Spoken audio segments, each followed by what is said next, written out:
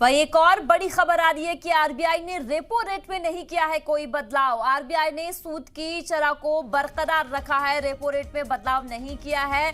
6.50% पर यह बरकरार, बढ़ती महंगाई को देखते हुए नहीं बदला रेपो रेट। हिंदुस्तानी मईशत में मजबूती कायम है, तो आरबीआई ने कर्ज पॉलिसी का भी ऐलान किया है। आरबीआई ने रेपो रेट में नहीं किया कोई बदलाव, आरबीआई ने सूद की दर को बरकरार रखा है। रेपो रेट की अगर हम बात करें तो रेपो रेट में भी बदलाव नहीं देखा गया है। 6.50% पर यह रेपो रेट फिलहाल बरकरार है। बढ़ती महंगाई को देखते हुए नहीं बदला गया रेपो रेट, तो आरबीआई ने रेपो रेट में फिलहाल कोई बदलाव नहीं किया। आरबीआई ने सूद की दर को भी बरकरार रखा है। रेपो रेट में बदलाव नहीं, 6.50% पर यह बरकरार है।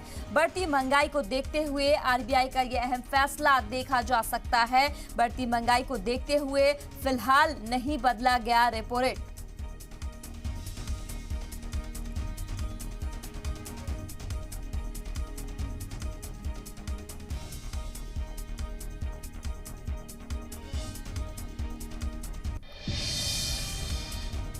तो आरबीआई का यह अहम फैसला देखा जा रहा है कि आरबीआई ने रेपो रेट में फिलहाल नहीं किया है कोई बदलाव। आपको बता दें कि ये बरकरार ही रहेगा। फिलहाल जिस तरीके से महंगाई बढ़ रही है उनको देखते हुए 6.50% पे ये बरकरार है। बढ़ती महंगाई को देखते हुए नहीं बदला गया रेपो रेट। हिंदुस्तानी मईशत में मजबूती कायम है, तो आरबीआई ने कर्ज पॉलिसी का भी ऐलान करते हुए नजर आया है। तो ये बड़ी खबर आपको बता रहे हैं कि आरबीआई की तरफ से यह अहम फैसला फिलहाल लिया गया है।